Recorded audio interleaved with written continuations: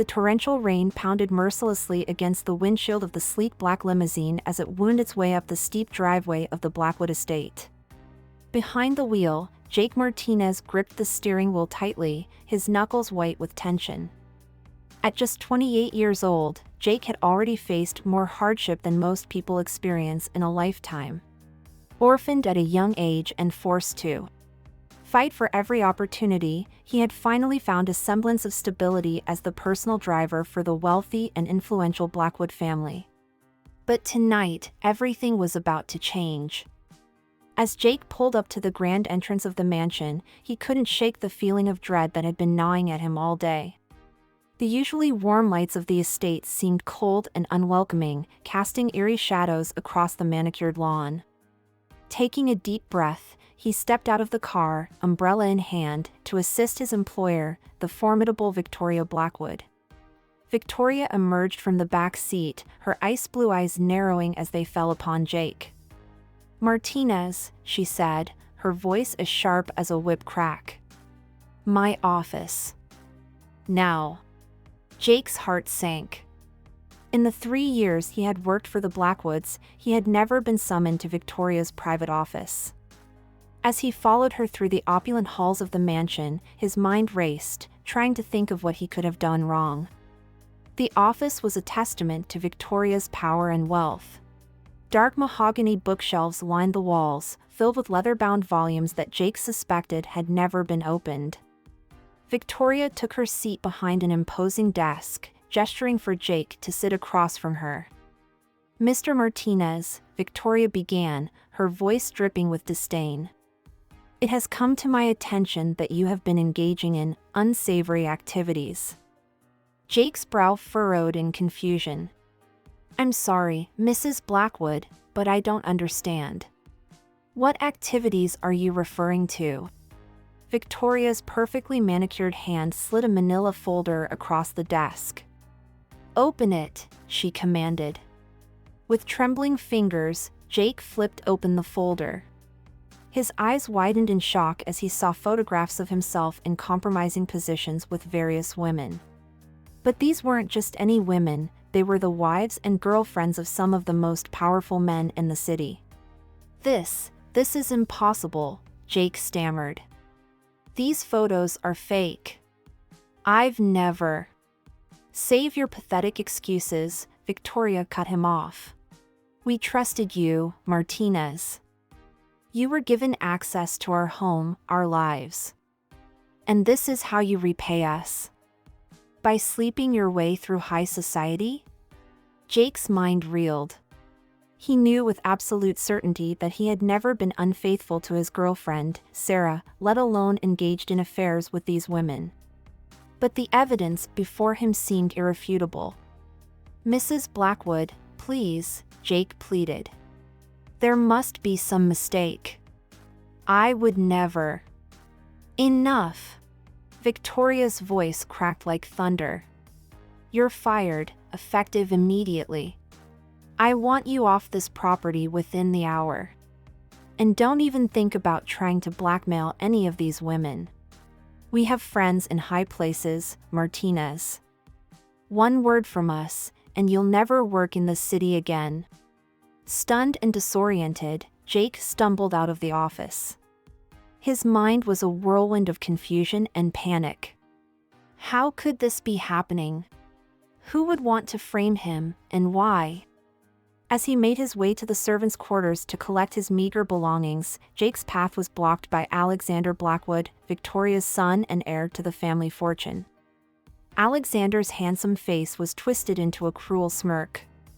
Well, Alexander drawled. "If it isn't our resident Casanova. Did you really think you could get away with it, Jake? Seducing all those poor, defenseless rich women?" Jake's confusion turned to anger. "Alex, you know me. You know I would never do something like this. Please, tell your mother there's been a mistake." Alexander's smirk widened. "Oh, there's been no mistake, Jake. In fact, everything has gone exactly according to plan." A chill ran down Jake's spine. What are you talking about? Alexander leaned in close, his breath hot on Jake's ear. Did you really think someone like you could ever truly be a part of our world? You were nothing but a pawn, Jake. A useful tool to be discarded when the time was right. As the cruel words sank in, Jake's mind raced back to all the times Alexander had insisted he drive him to exclusive clubs, introducing him to these very same women. The lingering glances, the seemingly innocent requests for Jake to escort them home when Alexander was too drunk to do so himself. It all made sense now. You set me up, Jake whispered, the realization hitting him like a physical blow. Alexander's laughter echoed through the hallway. Bravo, Jake! You've finally figured it out. But it's too late now. By morning, everyone in our circle will know about your indiscretions. Your reputation will be in tatters. And the best part? No one will ever believe the word of a lowly driver over the Blackwood family. Jake's fists clenched at his sides, every fiber of his being screaming at him to lash out, to make Alexander pay for this betrayal. But he knew that would only make things worse. Instead, he forced himself to take a deep breath, meeting Alexander's gaze with steely determination. You may think you've won, Alex, Jake said, his voice low and steady. But the truth has a way of coming out. And when it does, I'll be there to watch your perfect world come crashing down around you. With that, Jake turned on his heel and walked away, leaving a slightly unsettled Alexander in his wake. As he packed his few possessions, Jake's mind was already formulating a plan. He may have lost this battle, but the war was far from over. Outside, the rain had finally stopped, but the night was still dark and foreboding. Jake took one last look at the Blackwood mansion, the place that had been his home for the past 3 years. He thought of Sarah, waiting for him in their tiny apartment, blissfully unaware of the storm that was about to engulf their lives. As he walked down the long driveway, away from the world of wealth and privilege he had briefly been a part of, Jake made a solemn vow. He would clear his name, expose the Blackwoods for who they truly were, and reclaim the life that had been stolen from him. Little did Jake know that his journey was just beginning, and that the path ahead would be fraught with more danger, betrayal, and unexpected allies than he could ever imagine. Sarah Thompson paced nervously in the small living room of the apartment she shared with Jake. It was well past midnight, and there was still no sign of him. This wasn't like Jake at all. He always called if he was going to be late. As she checked her phone for the 100th time, Sarah's worry deepened. No missed calls, no texts. Just as she was about to call the police, she heard the sound of a key in the lock. Sarah rushed to the door, relief flooding through her as Jake stepped inside. But one look at his face told her something was terribly wrong. "Jake?" she asked, her voice trembling. "What happened?" Jake looked up at her, his eyes filled with a mixture of pain, anger, and determination that Sarah had never seen before. "Sarah," he said, his voice hoarse. "We need to talk. Everything's changed." As Jake recounted the events of the evening, Sarah's expression shifted from shock to disbelief to outrage. "Those monsters," she whispered, pulling Jake into a fierce embrace. "We'll fight this, Jake. We'll prove your innocence." Jake held her tightly, drawing strength from her unwavering support. "It won't be easy," he warned. "The Blackwoods are powerful. They have connections everywhere." Sarah pulled back, her green eyes flashing with determination. "Then we'll just have to be smarter," she declared. "I didn't put myself through law school to sit back and watch while innocent people are framed. We're going to expose them, Jake. No matter what it takes." As they sat at their small kitchen table, poring over every detail of Jake's time with the Blackwoods, neither of them noticed the sleek black car parked across the street. Inside, a figure watched the apartment intently, a burner phone pressed to their ear. "Yes, he's here," the figure reported. "With the girlfriend." They seem determined. A cold, familiar voice crackled through the speaker. Keep watching them. Report any unusual activity. And remember, if they get too close to the truth, you know what to do. The figure ended the call, settling in for a long night of surveillance. The game was far from over, and the stakes were higher than Jake and Sarah could possibly imagine. The following week was a blur of frantic activity for Jake and Sarah. By day, Sarah threw herself into legal research, looking for any precedent that could help their case. Jake, meanwhile, reached out to every contact he had made during his time with the Blackwoods, desperate for any information that could prove his innocence. But with each passing day, their hopes dwindled. The Blackwoods' influence ran deep, and doors that had once been open to Jake were now firmly shut in his face. Even worse, the salacious story of the Blackwood family's philandering driver had hit the tabloids, turning Jake into a social pariah overnight. It was on a particularly gloomy Tuesday afternoon that Jake found himself wandering through Central Park, his mind heavy with worry. He had just been turned away from yet another potential job, the manager's eyes widening in recognition before muttering something about an unsuitable candidate. As he slumped onto a park bench, Jake buried his face in his hands. For the first time since that fateful night, he allowed himself to feel the full weight of despair threatening to crush him. "Rough day?" a gentle voice asked. Jake looked up, startled to find an elderly man seated next to him. The man's kind eyes crinkled at the corners as he offered Jake a sympathetic smile. "You could say that," Jake replied with a humorless chuckle. The old man nodded sagely. "I've seen that look before, son. It's the look of a man who's been knocked down and isn't sure if he can get back up." Something about the man's demeanor made Jake want to open up. Before he knew it, he was pouring out the whole sordid tale, the false accusations, the betrayal, the seemingly insurmountable odds he now faced. The old man listened intently, his expression growing more serious with each word. When Jake finished, the man was quiet for a long moment. "What's your name, son?" he finally asked. "Jake. Jake Martinez." The old man extended his hand. "Well, Jake Martinez, my name is Harold Winters. And I think it's about time someone evened the odds for you." Jake shook Harold's hand, confusion evident on his face. "I'm sorry, Mr. Winters, but I don't understand. How could you possibly help me?" Harold's eyes twinkled with a hint of mischief. "Let's just say I have some experience dealing with people like the Blackwoods. In fact, you might say it was my life's work before I retired." As Harold began to explain, Jake's eyes widened in disbelief.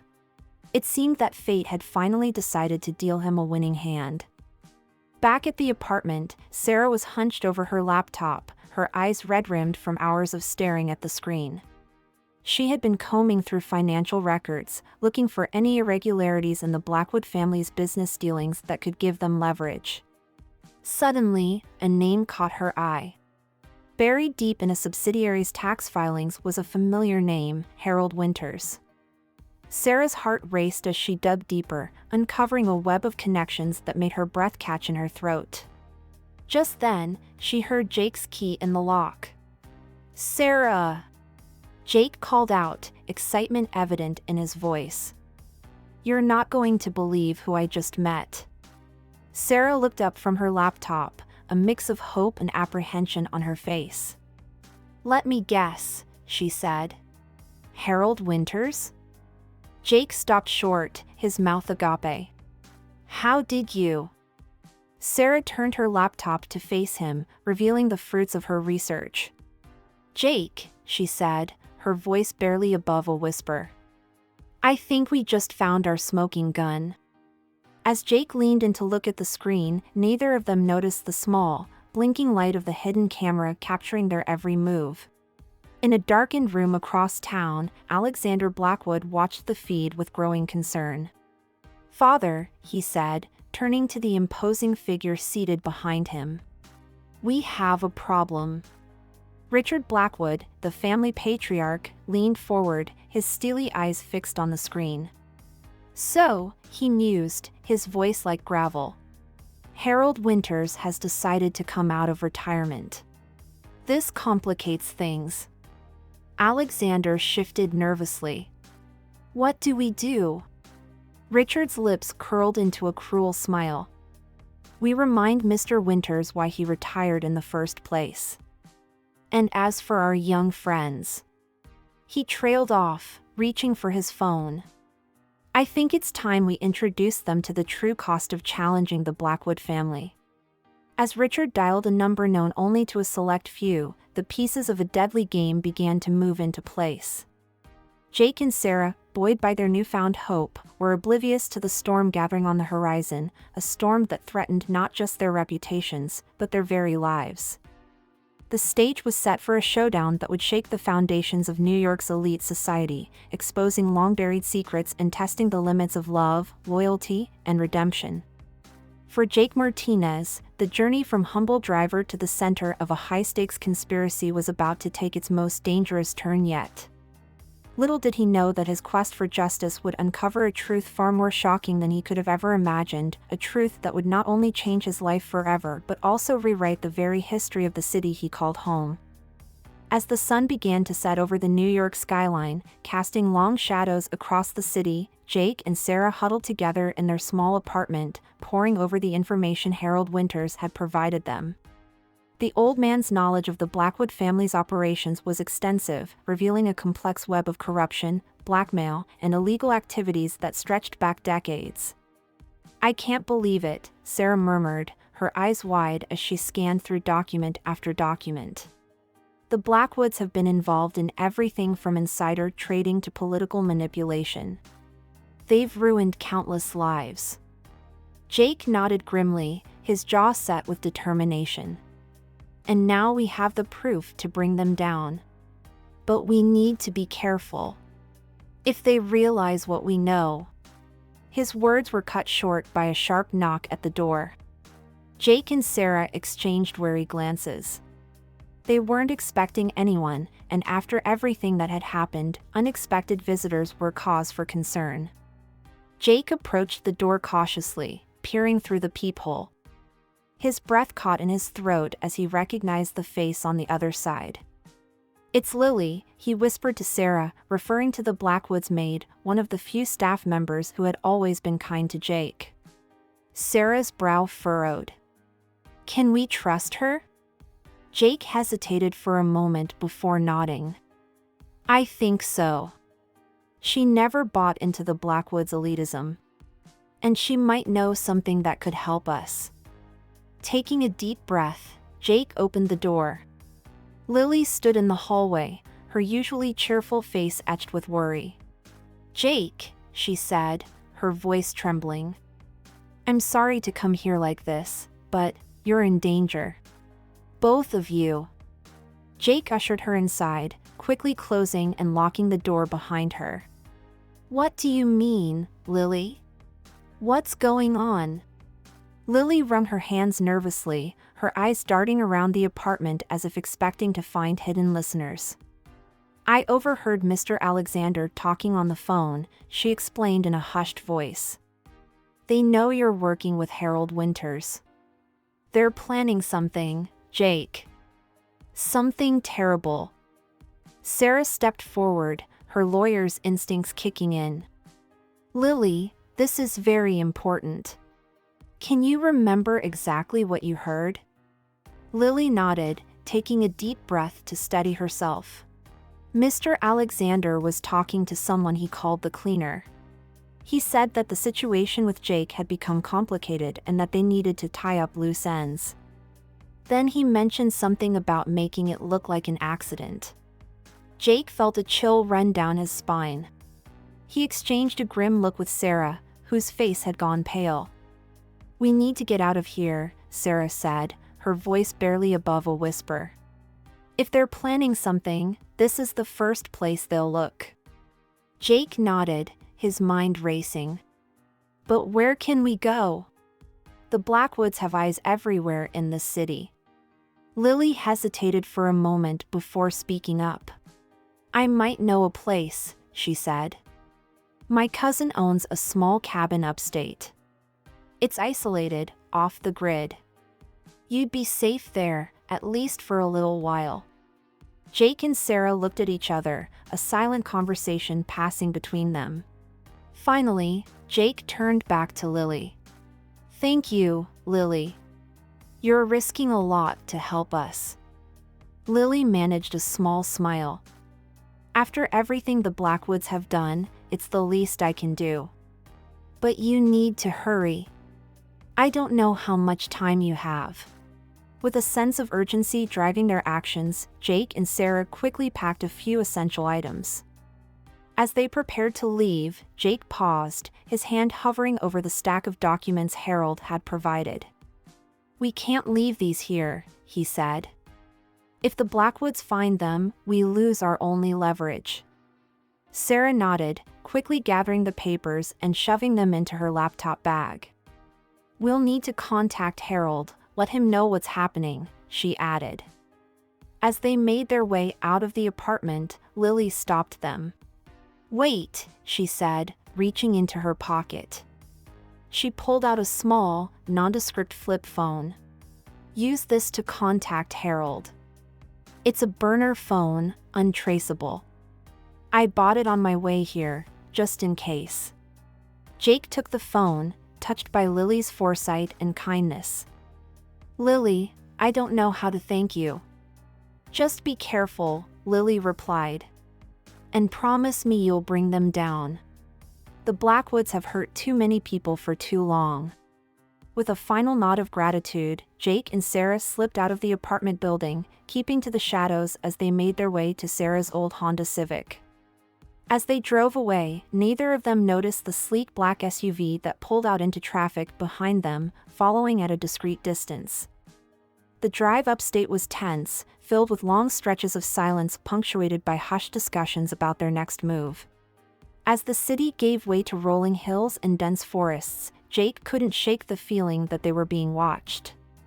"Do you think we're being followed?" he asked Sarah, his eyes flicking to the rearview mirror for the 100th time. Sarah glanced back, her brow furrowed. "I'm not sure. That black SUV has been behind us for a while, but it could just be a coincidence." Jake's grip tightened on the steering wheel. "Let's not take any chances.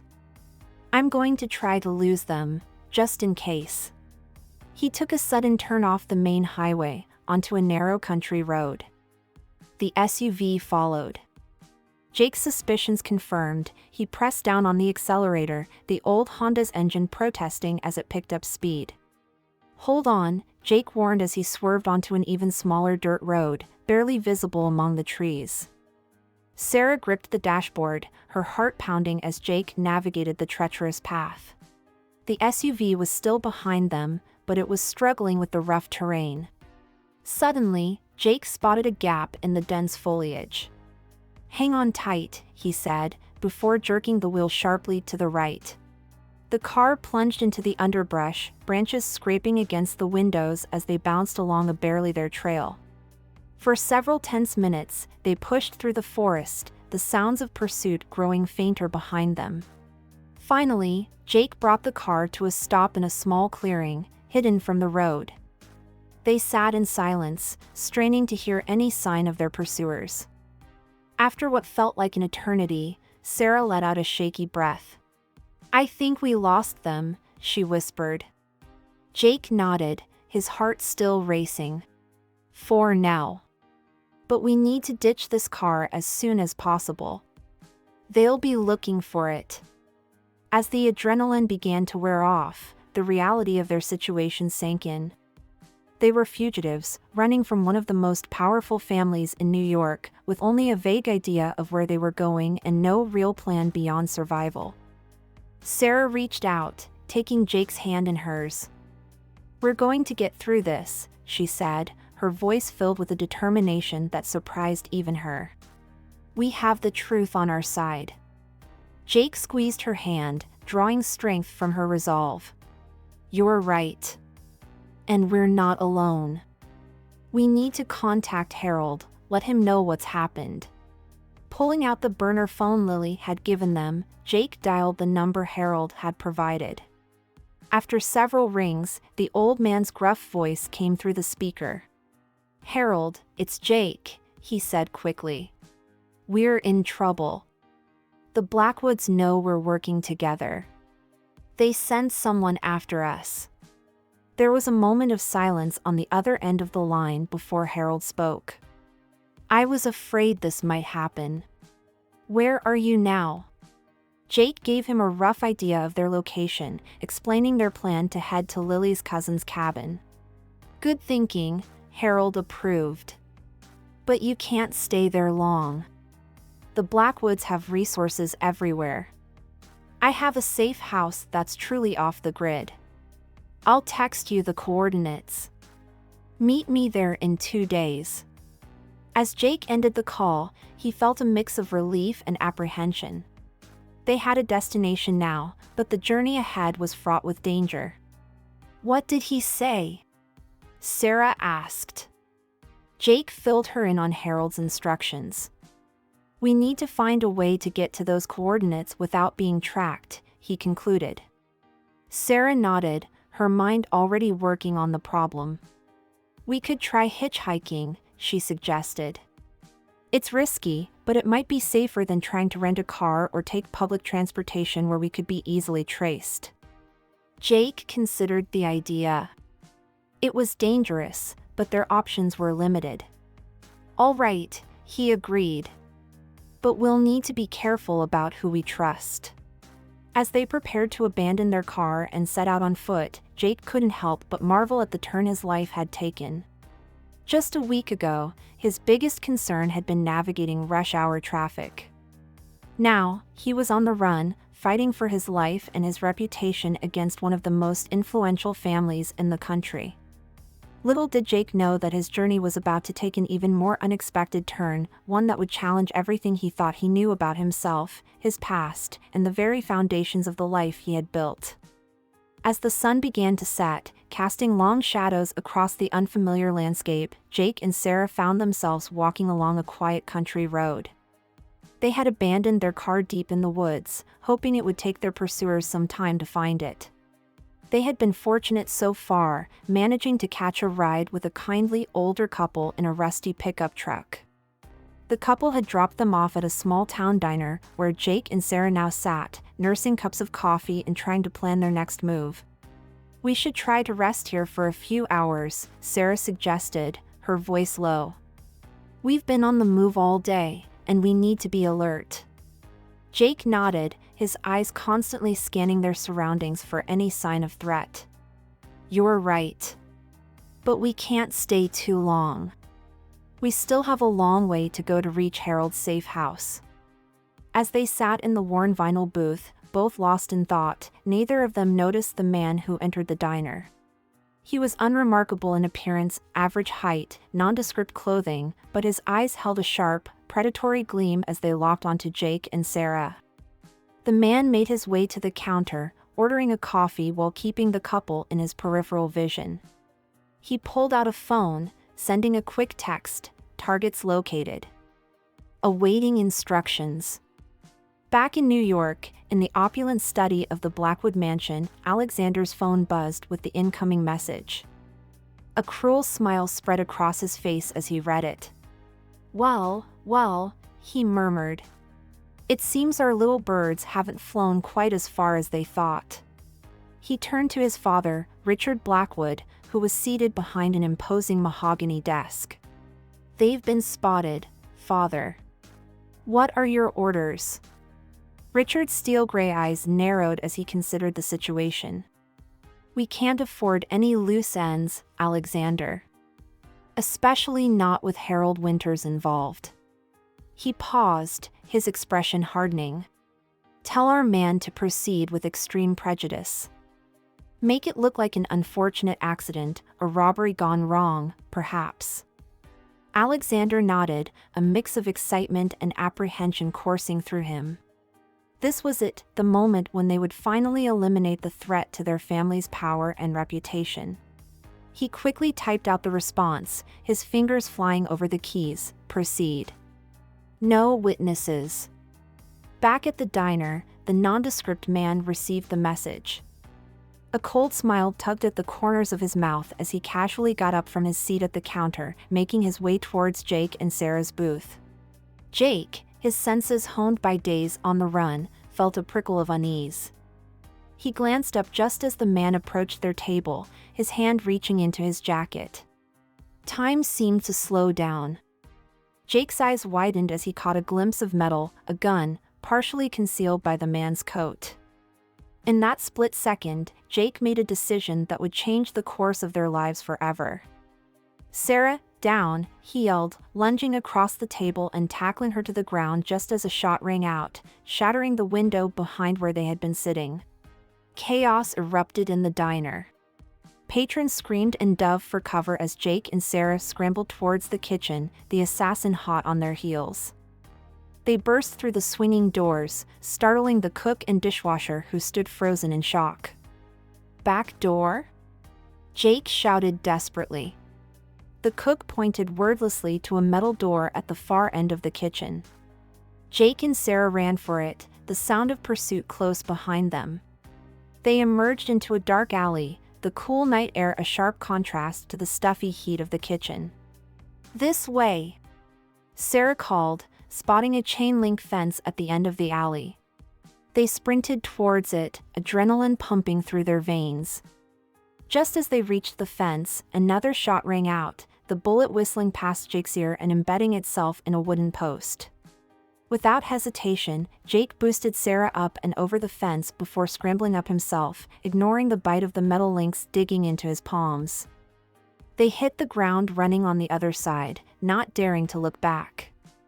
The sound of sirens in the distance spurred them on as they raced through unfamiliar streets, ducking into shadows and alleyways, desperate to put as much distance as possible between themselves and their would-be killer. After what felt like hours of frantic flight, they finally slowed, ducking into the shelter of an abandoned storefront. Both were gasping for breath, their hearts pounding so loudly they were sure it could be heard for miles. "Are you okay?" Jake managed to choke out, his eyes frantically scanning Sarah for any sign of injury. Sarah nodded, still too winded to speak.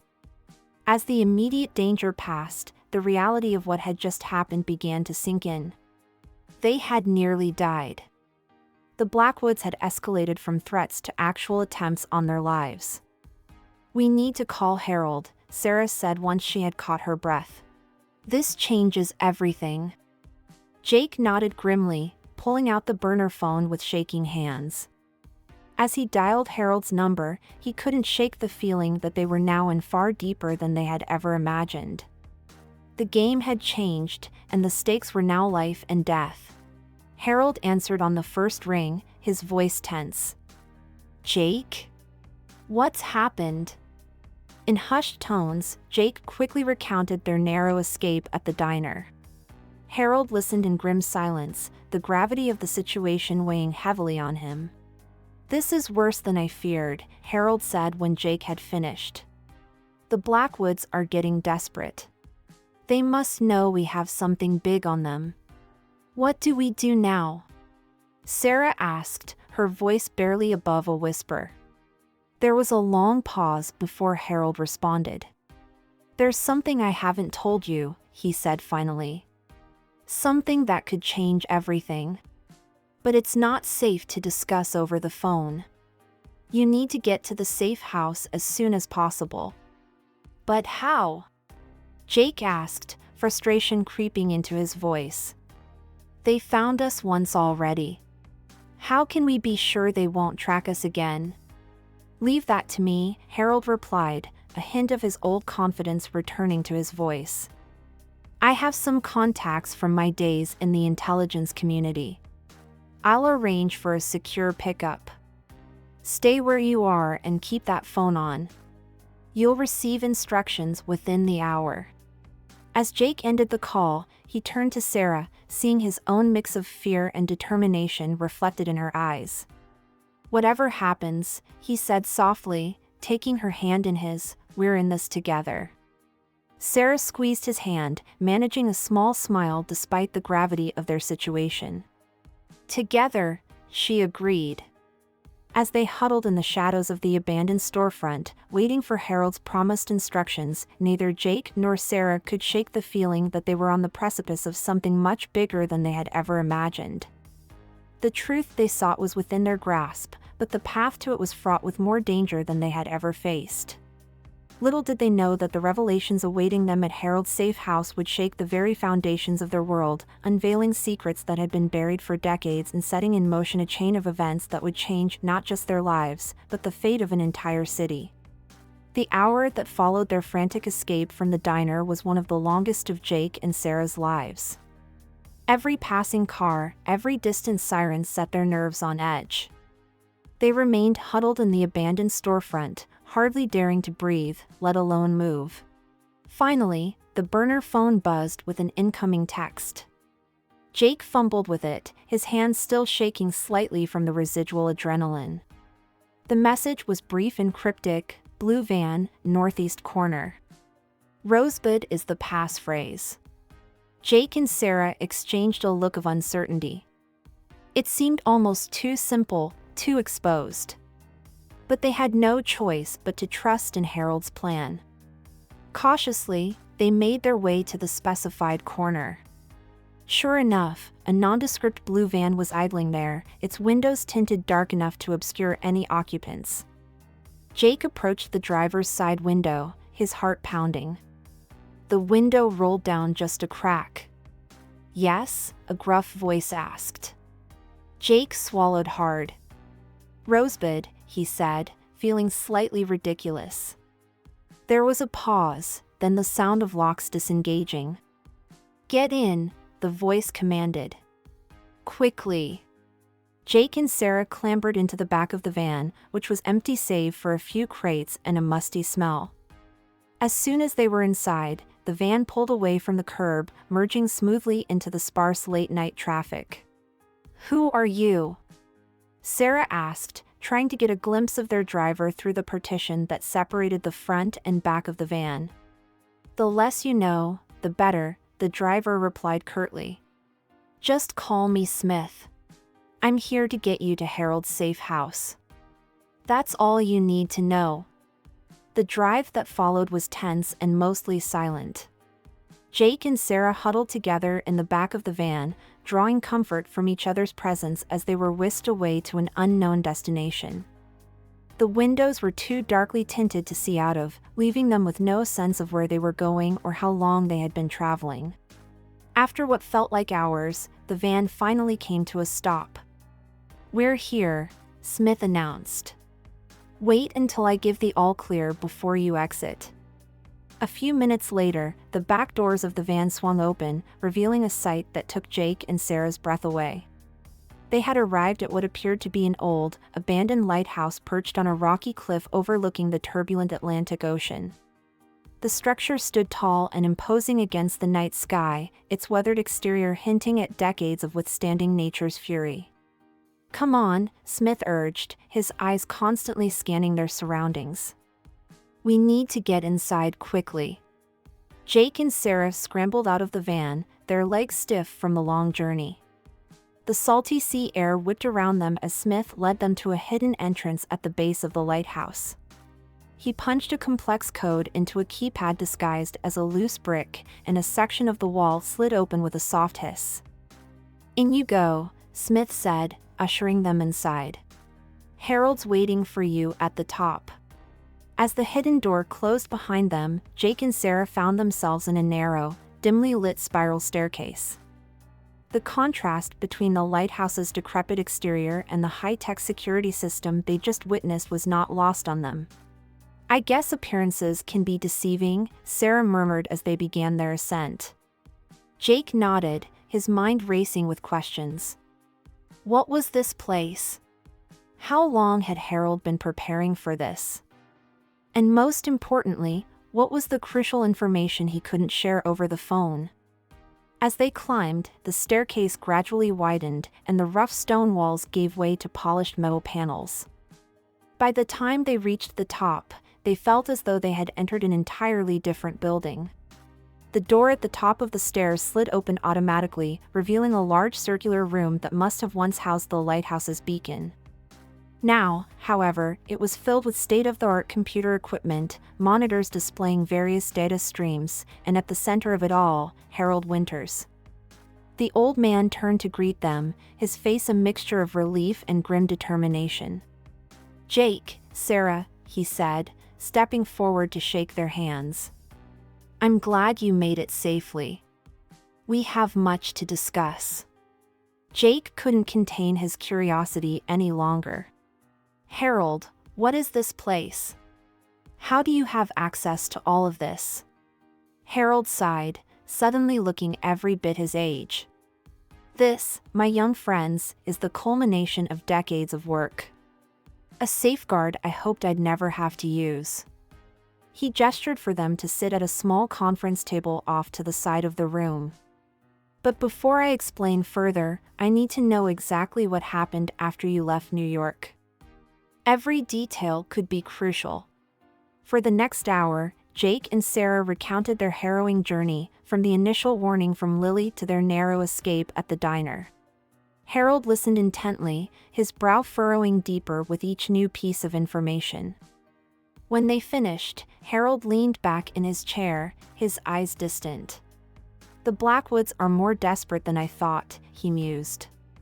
"They're taking risks they would never have considered before." Which means what?"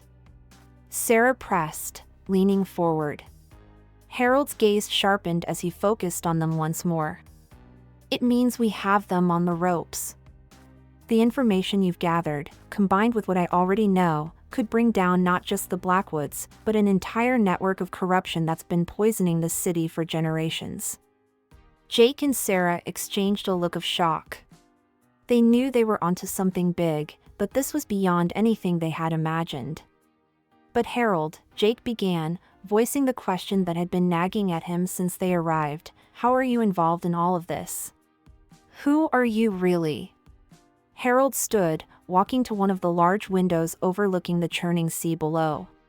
For a long moment, he was silent, his shoulders sagging as if under an immense weight.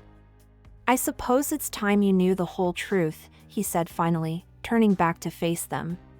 "My real name isn't Harold Winters. It's Harrison Blackwood." The silence that followed was deafening. Jake and Sarah sat frozen, their minds struggling to process this revelation. "Blackwood?" Sarah managed to choke out. "As in?" "Yes," Harold, or rather, Harrison, confirmed. "I'm Richard Blackwood's older brother.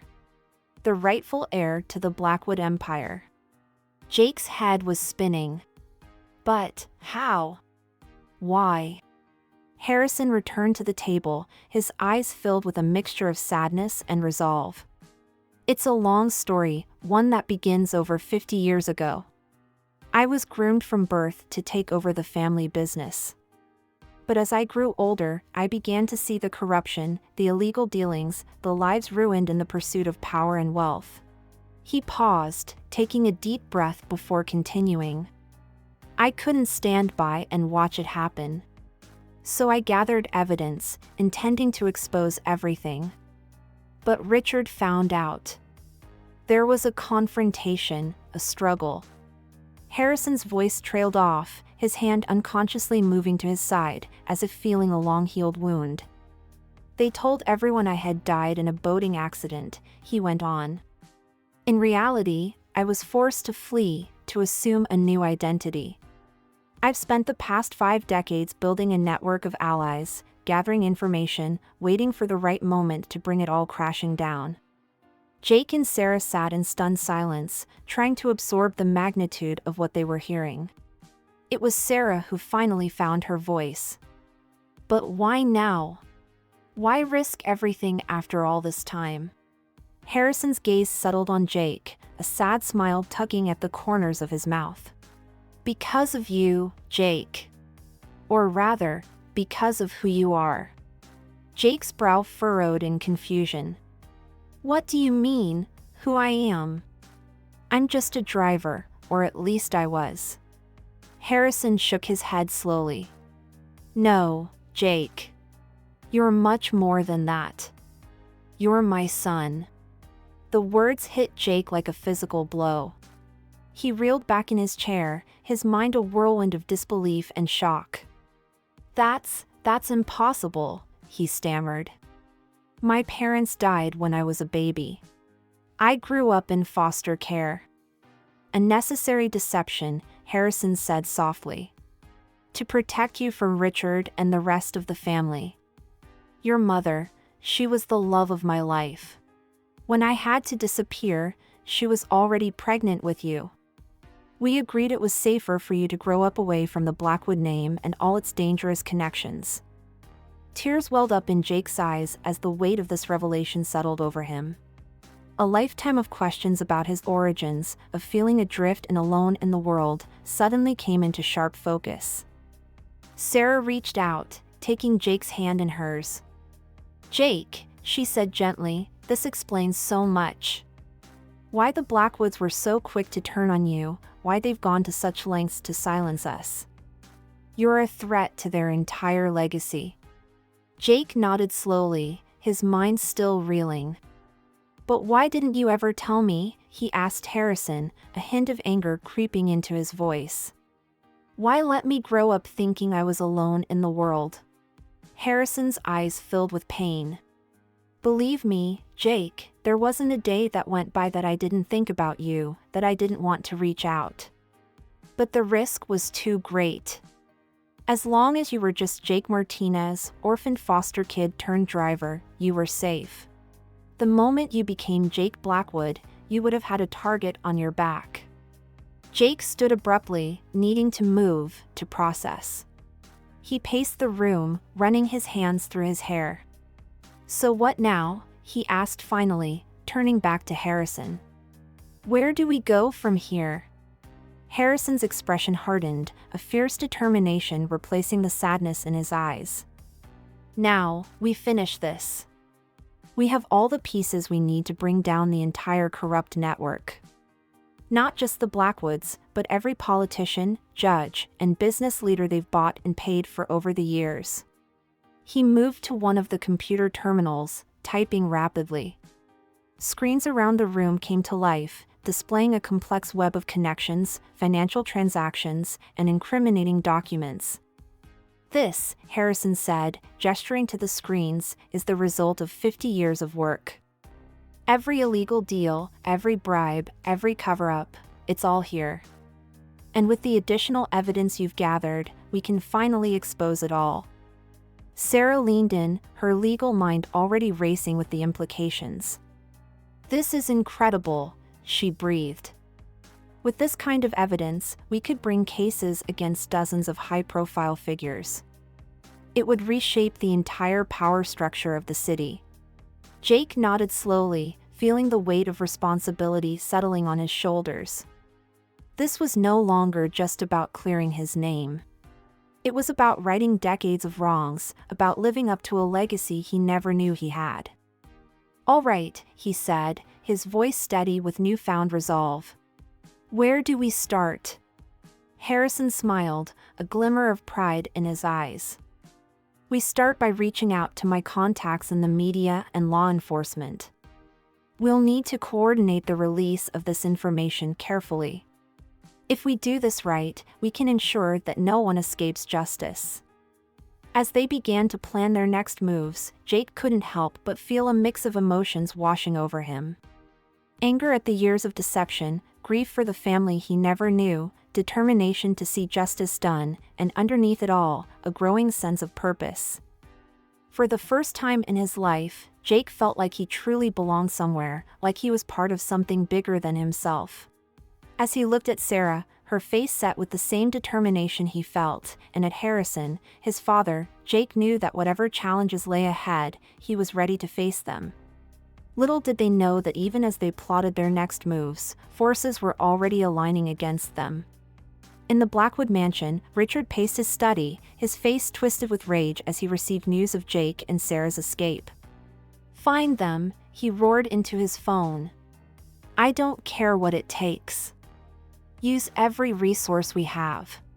They cannot be allowed to expose us.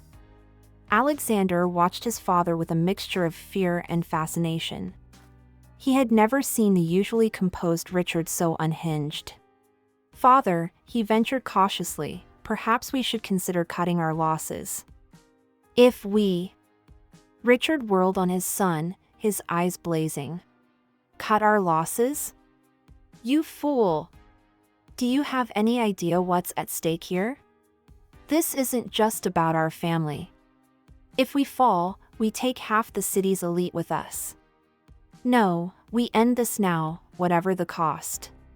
As Richard turned back to the window, staring out at the glittering New York skyline, Alexander felt a chill run down his spine. He had always known his father was capable of ruthlessness, but this was something else entirely. In that moment, Alexander realized that the game had changed. The lines between right and wrong, once so clear in his mind, were beginning to blur. As he watched his father continue to bark orders into the phone, a seed of doubt began to take root in Alexander's mind. For the first time, he found himself questioning everything he had been raised to believe. And as the night wore on, that seed of doubt would grow into a decision that would alter the course of events in ways no one could have predicted. Back at the lighthouse, unaware of the storm brewing in New York, Jake, Sarah, and Harrison worked tirelessly through the night. They compiled dossiers, cross-referenced evidence, and began reaching out to trusted contacts. As the first light of dawn began to streak across the sky, Jake stepped away from the computers, moving to the window. He looked out at the ocean, its waters turning from inky black to a deep blue in the growing light. Sarah joined him, slipping her hand into his. "How are you holding up?" she asked softly. Jake squeezed her hand, drawing strength from her presence. "It's a lot to process," he admitted. "Finding out about my real family, learning about this whole hidden world of corruption. Sometimes I wonder if I'm cut out for all of this." Sarah turned to face him, her eyes filled with a fierce belief. "Jake, I've known you for years. You're one of the most honest, principled people I've ever met. If anyone is cut out for this, it's you." Jake managed a small smile, feeling a wave of gratitude for Sarah's unwavering support. "Thank you," he said softly. "I couldn't do this without you, you know." As they stood there, framed by the rising sun, Jake felt a renewed sense of purpose washing over him. Whatever challenges lay ahead, whatever dangers they might face, he knew that with Sarah by his side and the truth as their weapon, they stood a fighting chance. Little did they know that their fight was about to become even more complicated, as hidden players emerged from the shadows and long-buried secrets threatened to upend everything they thought they knew. As the new day dawned, the stage was set for a confrontation that would shake the very foundations of power in New York City. The humble driver who had once been content to navigate the streets of the city was now poised to navigate a treacherous landscape of corruption, betrayal, and redemption. Jake took a deep breath, steeling himself for the battles to come. He had started this journey seeking to clear his name. Now, he was fighting for something far greater: justice, truth, and the chance to reshape the city he called home. With one last look at the horizon, Jake turned back to the room, ready to face whatever challenges lay ahead. The game was far from over, and the most dangerous moves were yet to be played. As the day wore on, the lighthouse became a hive of activity. Harrison's network of contacts began to respond, each piece of information adding to the complex puzzle they were assembling. Jake and Sarah worked tirelessly, their legal and investigative skills complementing Harrison's decades of accumulated knowledge. It was late in the afternoon when Harrison called them over to his main workstation, his face grave.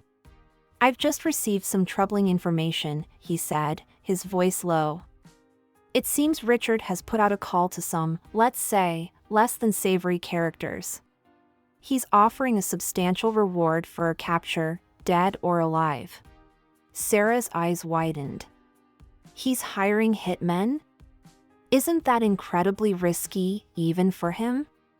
Harrison nodded grimly. "It shows just how desperate he's become. but it also means we're on the right track. We're close to something big, something he's willing to risk everything to protect. Jake leaned in, studying the information on the screen. Do we know who these hitmen are? Maybe we can get ahead of them somehow. Harrison's fingers flew over the keyboard, bringing up a series of profiles. These are the main players we need to worry about. Ex-military, former intelligence operatives, the best money can buy. As Jake scanned the faces on the screen, his blood ran cold. There, staring back at him, was a familiar face, the man from the diner, the one who had nearly killed them. That's him, Jake said, pointing to the image. The guy who came after us at the diner. Harrison's brow furrowed. Victor Callis. One of the most dangerous men in the business. If he's involved, we need to move fast. Just then, an alert flashed on one of the secondary screens. Harrison quickly brought up the notification, his face paling as he read it. What is it? Sarah asked, sensing the sudden tension. Harrison turned to them, his expression grave. One of my sources in the NYPD just sent this. There's been a murder in Brooklyn. A maid employed by the Blackwoods. Jake felt his heart drop. Lily, he whispered, remembering the kind-hearted maid who had warned them, who had given them the chance to escape. Sarah's hand flew to her mouth. Oh God, they killed her because she helped us? Harrison nodded solemnly. It appears so. The official report will probably call it a robbery gone wrong, but we know better. Jake's hands clenched into fists, a wave of guilt and anger washing over him. This has to end, he said, his voice tight with emotion. We can't let anyone else get hurt because of us. Harrison placed a comforting hand on Jake's shoulder. I understand how you feel, son. But we can't let this rush us into making mistakes. We honor Lily's sacrifice by seeing this through, by making sure her death wasn't in vain. Sarah, ever the voice of reason, stepped in. Harrison's right, Jake. We need to stay focused. The best way to protect others is to bring down the Blackwoods as quickly and decisively as possible. Jake took a deep breath, forcing himself to calm down. The anger and guilt still simmered beneath the surface, but he knew Sarah and Harrison were right. They needed to stay focused, to see this through to the end. Okay, he said finally, his voice steadier. What's our next move? Harrison turned back to the computer screens, his fingers flying over the keyboard. We need to accelerate our timeline. Richard's desperate moves have given us an opportunity. He's exposed vulnerabilities we can exploit. Sarah leaned in, her legal mind already racing. What if we leak some of the less sensitive information to the press? Just enough to get people asking questions, to put pressure on the Blackwoods and their allies? Harrison nodded approvingly. Good thinking. We'll need to be careful about what we release, but a well-timed leak could force them to make mistakes. As they worked to compile the information for the leak, Jake couldn't shake a nagging feeling that they were missing something. He paced the room, his mind racing, trying to connect the dots.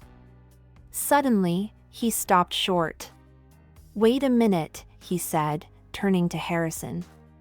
You said Richard put out a call to these hitmen, right?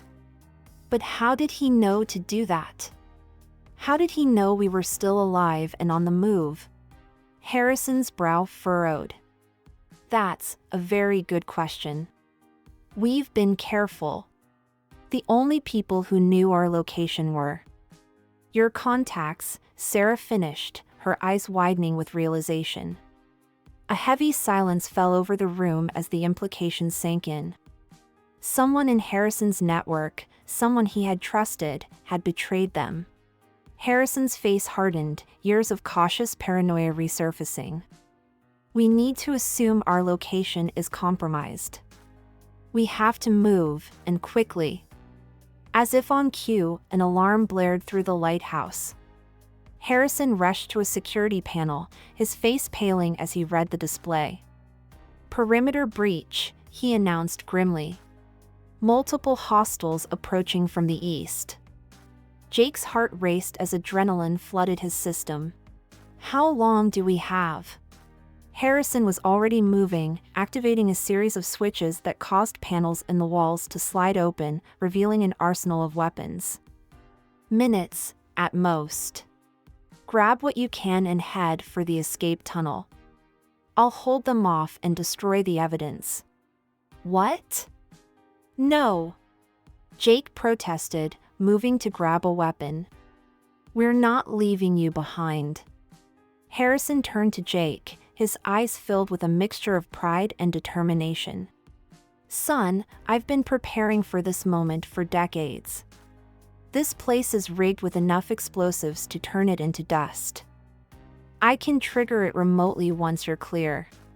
Sarah, who had been rapidly downloading files onto a portable hard drive, looked up. "But you'll be killed." A sad smile played across Harrison's lips. "I've lived a long life, most of it in hiding. If my last act can be to protect my son and ensure that the truth comes out, then it's a price I'm willing to pay." Jake felt tears stinging his eyes. He had only just found his father, and now he was going to lose him again.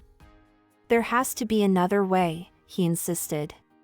Harrison placed his hands on Jake's shoulders, looking him square in the eye.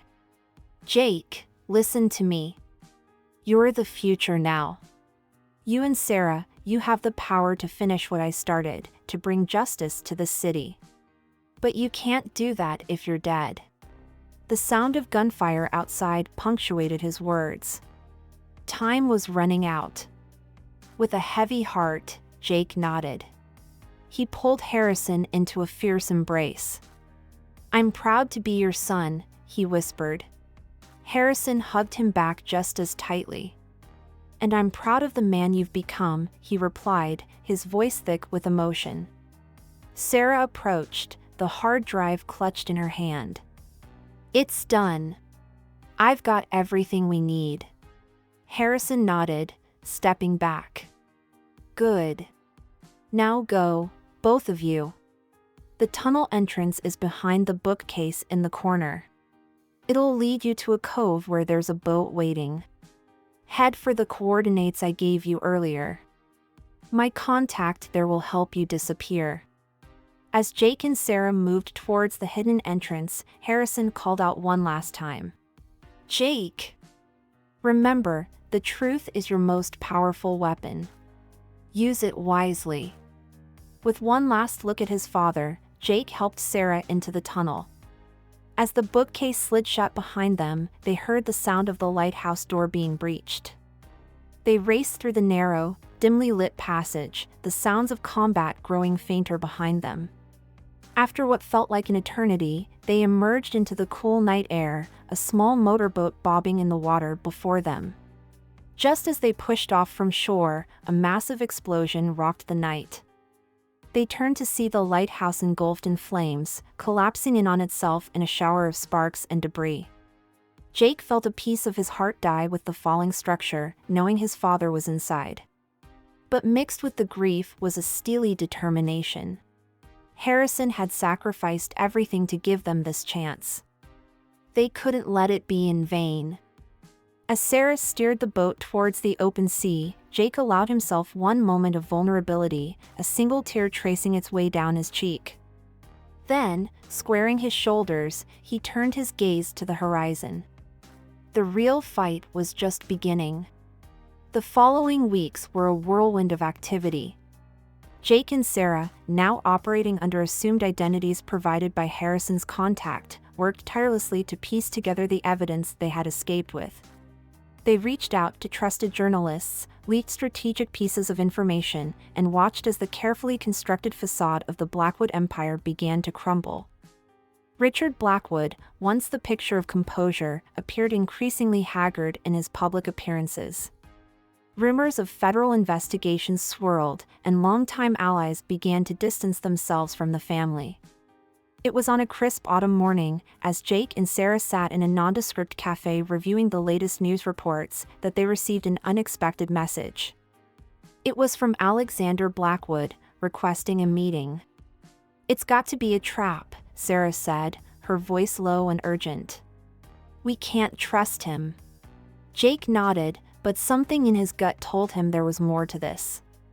"Maybe," he agreed. "But what if it's not? What if he's ready to turn on his father?" After much debate, they agreed to the meeting, but on their terms. They chose a public location, took every precaution to ensure they weren't followed, and arrived hours early to secure the area. When Alexander finally arrived, Jake was struck by how different he looked from the arrogant, polished man he remembered. Alexander's eyes were shadowed, his normally impeccable suit slightly rumpled. "Thank you for agreeing to meet," Alexander said as he sat down, his voice lacking its usual confidence. Jake leaned forward, his guard up. "Why are we here, Alexander? What do you want?" Alexander took a deep breath, seeming to steel himself. "I want to help," he said finally. "I want to testify against my father." The silence that followed was deafening. Sarah was the first to recover. "Why?" she asked, suspicion clear in her voice. "Why turn on your family now?" Alexander's shoulders sagged. "Because I can't live with the lies anymore. The things I've seen, the things I've been a part of, it's destroying me." He looked up, meeting Jake's eyes. "And because I owe you the truth. About everything." Over the next hour, Alexander laid bare the full extent of the Blackwood family's corruption. He provided names, dates, account numbers, a wealth of information that filled in the missing pieces of their investigation. But it was his final revelation that shook Jake to his core. "There's one more thing you need to know," Alexander said, his voice barely above a whisper. "It's about your mother, Jake." Jake felt his heart skip a beat. "My mother? What about her?" Alexander's eyes were filled with regret. "She's alive, Jake. My father, he's been keeping her prisoner all these years. Using her as leverage to keep Harrison in line." The world seemed to tilt on its axis. Jake gripped the edge of the table, his knuckles turning white. "Where?" he demanded. "Where is she?" "There's a private medical facility upstate," Alexander replied. "Heavily guarded, off the books. I can give you the location, but getting her out won't be easy." As the implications of this news sank in, Jake felt a maelstrom of emotions threatening to overwhelm him. Anger at the years of deception, hope at the prospect of meeting his mother, and a burning determination to end this once and for all. Sarah placed a steadying hand on his arm. "Jake," she said softly. "We need to think this through. It could still be a trap." Jake nodded, forcing himself to think rationally. "You're right," he agreed. He turned back to Alexander. "Why should we trust you? How do we know this isn't just another Blackwood manipulation?" Alexander reached into his jacket, pulling out a USB drive. "Because I'm not just telling you," he said. "I'm giving you proof. Everything I've told you, plus security footage from the facility where your mother is being held. Take it to the FBI, to the press, to whoever you want. My father's reign ends today." As Jake took the drive, he saw something in Alexander's eyes he had never seen before: genuine remorse. In that moment, he realized that the Blackwood legacy of corruption had claimed victims on both sides of the family divide. "What happens now?" Sarah asked, her legal mind already racing with the possibilities. Alexander stood, straightening his jacket. "Now, I turn myself in to the authorities. I'll take full responsibility for my part in all of this. It's the only way I can start to make amends." As Alexander prepared to leave, Jake called out to him. "Alexander," he said, causing the other man to pause. "Thank you for doing the right thing, even if it's late." Alexander managed a small, sad smile. "Take care of yourself, cousin. And Jake, save your mother. Give her the life she deserves." With that, Alexander walked out of the cafe and out of their lives, leaving Jake and Sarah with the key to unraveling the entire Blackwood empire. The next 48 hours were a blur of activity. They vetted the information Alexander had provided, reaching out to trusted contacts in law enforcement and the media. As the evidence was corroborated, a plan began to take shape. Jake insisted on being part of the team that would rescue his mother, despite Sarah's protests. "I have to do this," he told her, his voice filled with a determination she had never heard before. "I need to be there when she's finally free." Sarah, recognizing the importance of this moment, agreed to stay behind and coordinate with their allies. As Jake prepared to leave with the FBI tactical team, she pulled him into a fierce embrace. "Be careful," she whispered. "Come back to me." Jake held her tightly, drawing strength from her presence. "I will," he promised. "And when this is all over, we'll build a life without shadows. Together." The raid on the secret medical facility was a tense affair. Jake's heart pounded as he moved through the sterile corridors, checking room after room. And then, suddenly, there she was. Evelyn Martinez Blackwood looked up as the door to her room opened, her eyes widening in shock and recognition. Despite never having met, there was no doubt in Jake's mind that this was his mother. He saw his own features reflected in her face, aged but still beautiful. "Jake," she whispered, her voice trembling. "Is it really you?" Jake felt tears streaming down his face as he rushed to her side. "It's me, Mom," he said, taking her frail hand in his. "I'm here. You're safe now." As mother and son embraced for the first time in over 3 decades, the last pieces of the Blackwood empire crumbled.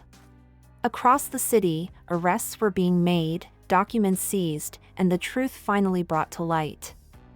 Richard Blackwood, alerted to the raid by a loyalist within the police force, attempted to flee the country.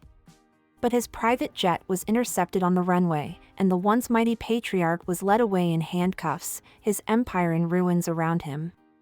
In the days that followed, as the full extent of the Blackwood family's crimes was revealed to a shocked public, Jake found himself at the center of a media storm.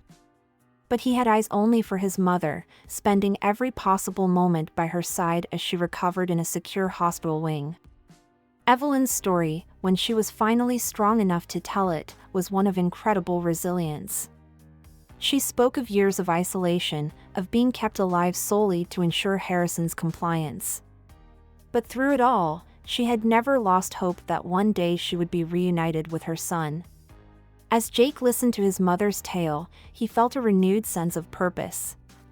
The Blackwood legacy didn't have to be one of corruption and greed. With his mother by his side and Sarah's unwavering support, he could reshape it into something positive, a force for good in the city. Months passed, and slowly, life began to settle into a new normal. Jake, Sarah, and Evelyn moved into a modest home in a quiet neighborhood, far from the glitz and glamour of their former lives. They started a foundation in Harrison's name, dedicated to rooting out corruption and supporting victims of corporate crime. Alexander, true to his word, had pleaded guilty to his role in the family's illegal activities. His cooperation led to reduced sentences for many of the lower-level players involved, while ensuring that the true architects of the corruption faced the full weight of justice. On a warm spring evening, as Jake sat on the porch of their new home, Sarah joined him, a gentle smile on her face. "Penny for your thoughts?" she asked, intertwining her fingers with his. Jake smiled, looking out at the peaceful street before them. "I was just thinking about how far we've come," he said. "A few months ago, I was just a driver, trying to make ends meet. Now you're a hero," Sarah finished for him. The man who brought down an empire of corruption and reunited a family.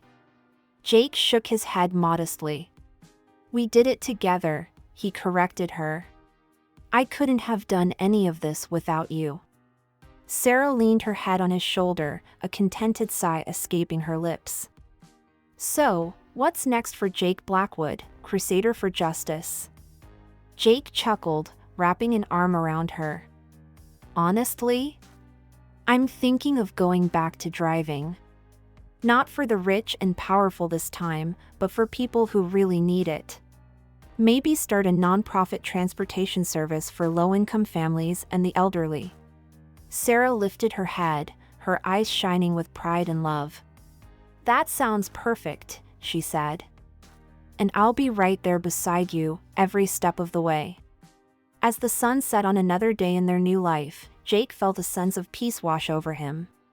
The road ahead would not be easy, there were still battles to be fought, injustices to be righted.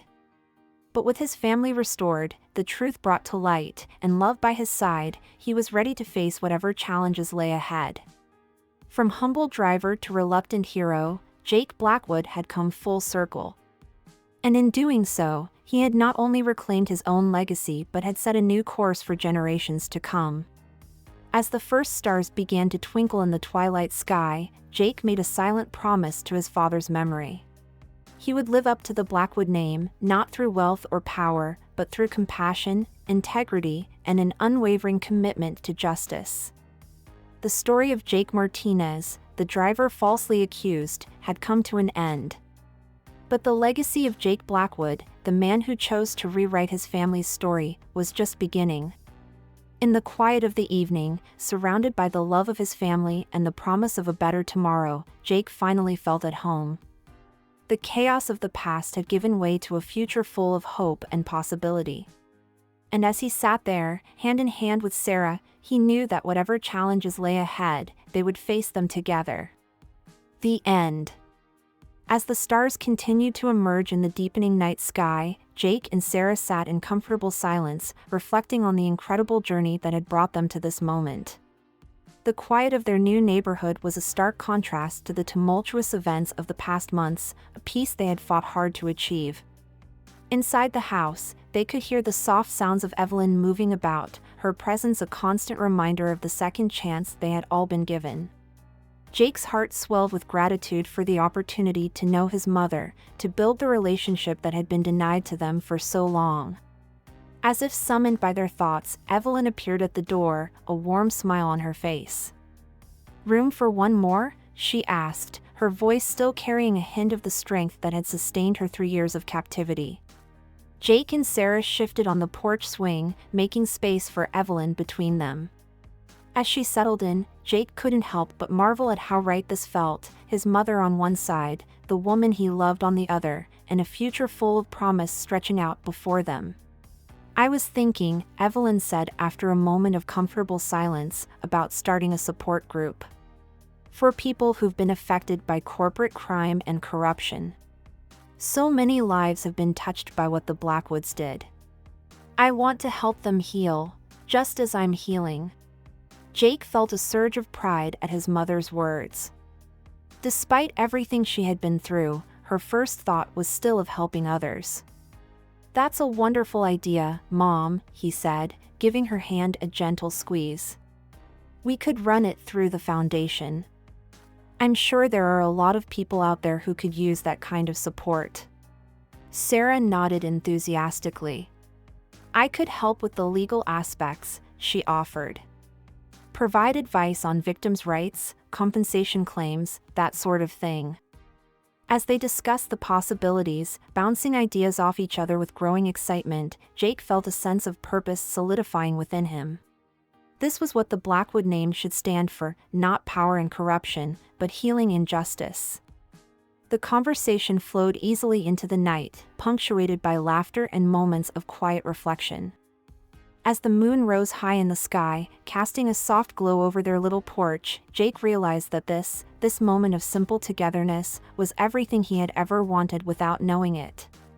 "You know," he said, his voice soft with emotion, "for the longest time, I thought being a Blackwood was a curse. Something to be ashamed of. But now I see it's a responsibility. A chance to make things right, to use our name and resources for good. Evelyn squeezed his hand, her eyes shining with unshed tears. Your father would be so proud of you, Jake. Of the man you've become, of the choices you've made. Sarah leaned her head on Jake's shoulder, her voice warm with affection. We all are. As the night deepened around them, the three sat together, bound by love, shared purpose, and the promise of a better tomorrow. They had faced unimaginable challenges, weathered storms that would have broken lesser spirits. But here they were, stronger for having endured, ready to face whatever the future might bring, together. In that moment, Jake knew with absolute certainty that this was just the beginning. The story of the Blackwood family was far from over. But from now on, it would be a story of redemption, of second chances, and of the enduring power of love and truth to overcome even the darkest of legacies. As the first light of dawn began to paint the sky with hues of pink and gold, Jake, Sarah, and Evelyn rose from the porch swing. They stood together, watching the sun rise on a new day, a new chapter in their lives. Jake took a deep breath, feeling a sense of peace and purpose wash over him. Well, he said, a smile playing at the corners of his mouth, shall we get to work? We've got a world to change. Sarah and Evelyn nodded, their faces mirroring his determination and hope. As they turned to go inside, ready to face the day and all the challenges and opportunities it would bring, Jake knew that whatever lay ahead, they would face it as a family, united, strong, and committed to making a difference.